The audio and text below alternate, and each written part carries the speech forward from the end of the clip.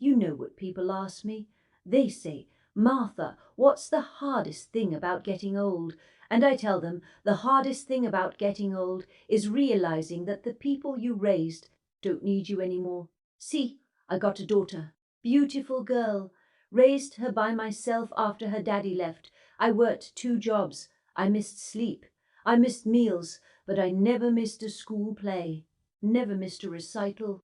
Never missed nothing that mattered to her. I gave that girl everything I had. Everything. And now? Now I'm 87 years old and I haven't heard her voice in 9 months. 9 months. Not a call. Not a visit. Just a text message on my birthday. Happy birthday, Mom. Love you. That's it. That's what I get. And I know you sitting there watching this, feeling the same thing I'm feeling. You sitting in that quiet house, looking at that phone, wondering what you did wrong. You pick it up. You call. Straight to voicemail. Hey baby, it's Mama. Just wanted to hear your voice. Call me back when you can. And you wait, and you wait, and nothing. Well, let me tell you something today. And this is going to hurt. But it's the truth you need to hear. Stop calling. Put that phone down. Don't leave another voicemail. Don't send another text begging for attention. They left you. They did. And if you keep chasing them, you're losing the only thing you got left, your dignity. Now, I'm going to tell you what I did. What you need to do. The hard way. The only way that works. First thing, we got to talk about why you're calling. You scared. I know it. You scared that if you stop calling, they just going to forget you exist. Poof. Gone forever. You think, if I don't remind them I'm here, they won't remember old Martha. But listen to me close. Real close. If you got to remind your child that you exist, they already forgot about you. Yeah, that's hard to hear, but it's true. Begging for love, that ain't love, that's pity. And I don't know about you, but I am a grown woman. I raised a child by myself. I worked 2 jobs. I went through hell and kept walking. I ain't accepting pity from the person I raised. No, ma'am. When you call 5 times a week, sounding sad, sounding lonely, you know what you teaching them? You teaching them that you're a burden, that you got no life, that you just sitting by the window waiting like an old dog.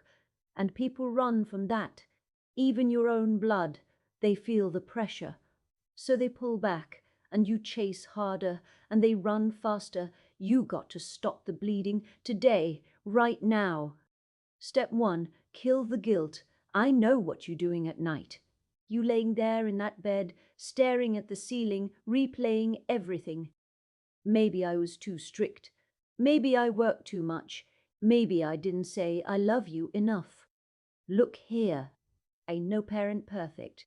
I wasn't perfect. Lord knows I made mistakes, plenty of them. But I was there. I didn't run off. I didn't abandon her.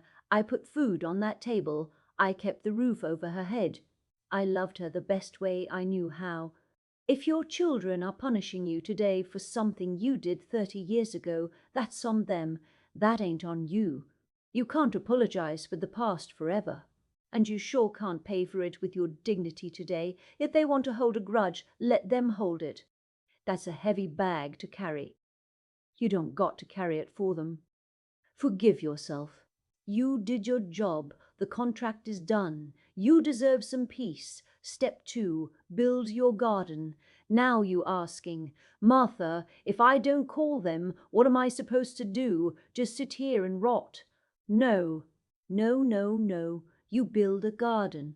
My mama used to say, if you chase a bird, it's going to fly away, but if you build a beautiful garden, the bird will come to you. And even if it don't come, you still got a beautiful garden. For 8 years I sat in this house waiting for her to call, waiting for her to visit, waiting for her to need me. 8 years. And 9 months ago I said, enough. I joined a quilting group at the church, started making things with my hands again. I started volunteering at the food bank. I started cooking again. Got my sweet potato pie recipe back out. And you know what happened? I became interesting again. I became happy. I stopped needing her to fill this hole in my chest. I filled it myself. You got to get busy. Go join a class. Go learn something. Go make friends. Make your life so full that you don't even notice that phone ain't ringing. Because here's the secret. Children are curious creatures. When the phone stops ringing, when the guilt trips stop, they start wondering, why ain't Mama calling? Is she okay? What's she doing? And eventually they call, and when they do, they don't find a sad old woman sitting in the dark waiting. They find a woman who is living, and that makes them want to stay. The hard truth, sometimes they don't come back. Now I got to keep it real with you. I ain't going to lie. Sometimes you build the garden and the birds still don't come. Sometimes they just gone. Sometimes people are just selfish, even your own kin. And if that's the case, if you find your peace and they still stay away, then let them go. Let them go with love. But let them go. You can't force nobody to love you. But you can refuse to let their absence destroy you. You ain't defined by who comes to visit you on Sunday. You defined by the woman you see in that mirror. My daughter hasn't called in 9 months.